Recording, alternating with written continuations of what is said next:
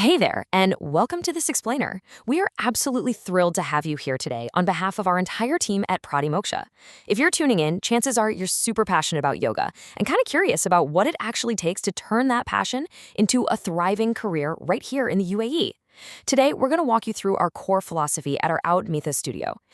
Our founder, Lalitha Viswanath, brings over 19 years of deeply rooted experience in the Dubai wellness space, and we've poured all of those amazing insights right into today's explainer. We're going to look way past the standard paperwork guides and talk about what it genuinely takes to build a lasting, meaningful teaching practice in this vibrant city. So let's get into it. There's a very specific, quiet kind of stuck feeling that we see happen a few months after a yoga teacher finishes their certification. You probably know the exact feeling I'm talking about, right? The 200-hour training is officially done.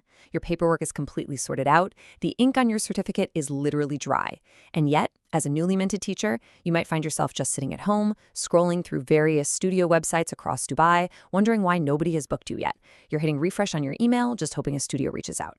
It's a super frustrating space to be in, and honestly, it's something that most guides simply do not prepare you for. Okay, let's dive into this. The expectation is usually pretty simple. You get your work visa, you secure your RY200, and you assume instant success and full classes will naturally follow. You expect to just hit the ground running. But the hard reality that so many new instructors face is waking up for an early morning class in all Quoz or Dara, only to find an entirely empty room. It's tough. The myth is that securing your credentials automatically equals a thriving, packed career. But the truth? Teaching opportunities do not just magically appear the moment your license does. Now, don't get me wrong, the regulatory side is absolutely crucial to know. But we really need to be clear here. The legal groundwork is administrative, not personal. Getting your work visa sponsored by an employer or navigating free zones like Dubai Media City for a freelance permit, these are just the baseline requirements. They're basically the easy parts. Yes, you definitely need your Yoga Alliance recognized certification. And sure, you might need specific fitness or wellness approvals if you're doing corporate sessions, but none of this is what actually builds your career.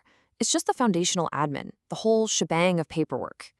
The part that separates instructors who build a lifelong career from those who quietly drift back to a corporate job is what we at Pratimoksha call the experience gap. It's like a giant chasm.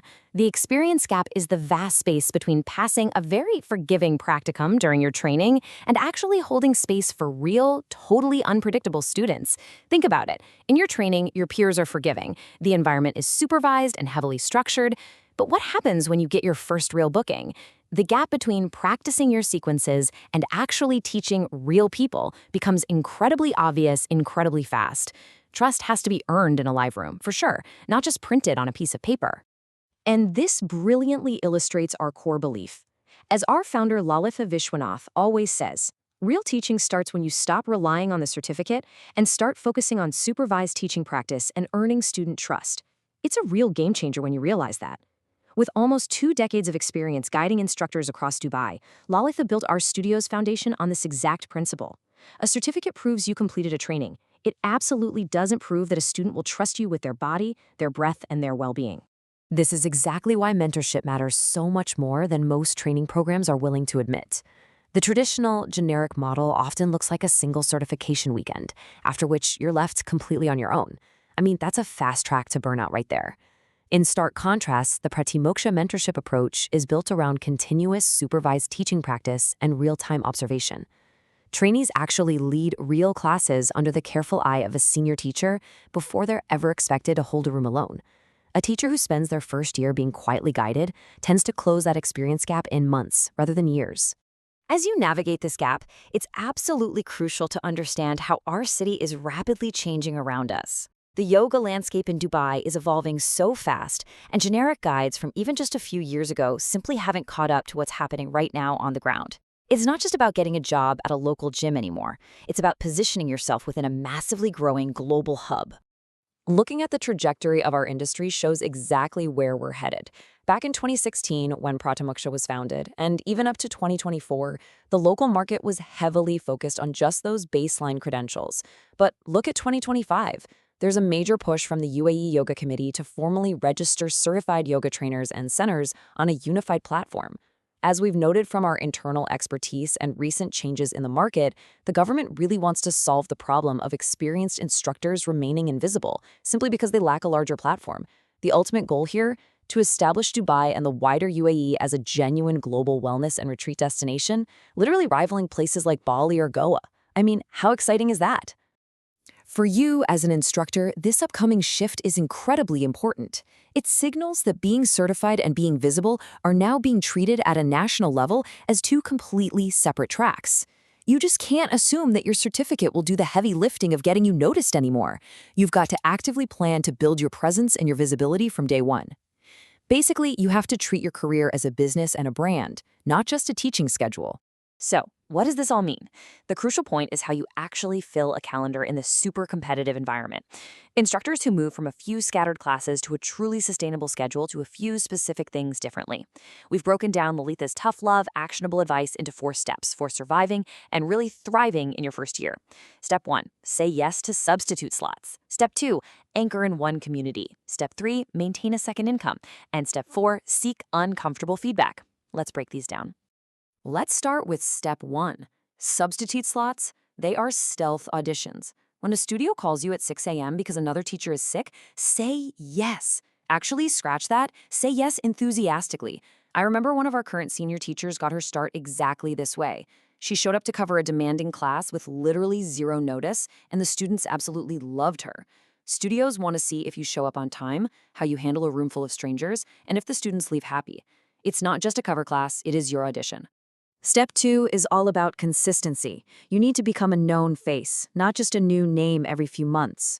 Rather than bouncing around like a pinball to 10 different gyms across the city, you really need to anchor yourself inside one specific teaching community. Whether that's a dedicated studio in Jumeirah, a corporate wellness program, or right here with us at Pratimoksha. Staying in one place long enough allows you to build genuine student loyalty over time. People come back to teachers they know and trust. Step 3 is perhaps the most grounded, practical advice we can give you. Freelance income takes time to stabilize. It just does. In a saturated, fast-paced city like Dubai, where a new studio is never more than a short drive away in Bur Dubai or Al Barsha, your teaching income will rarely be steady right out of the gate.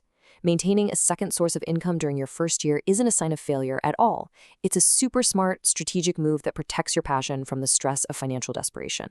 And finally, step 4, seek direct, uncomfortable feedback. Do not assume your initial training prepared you fully for every single body type, every injury, and every energy level that's going to walk into your class.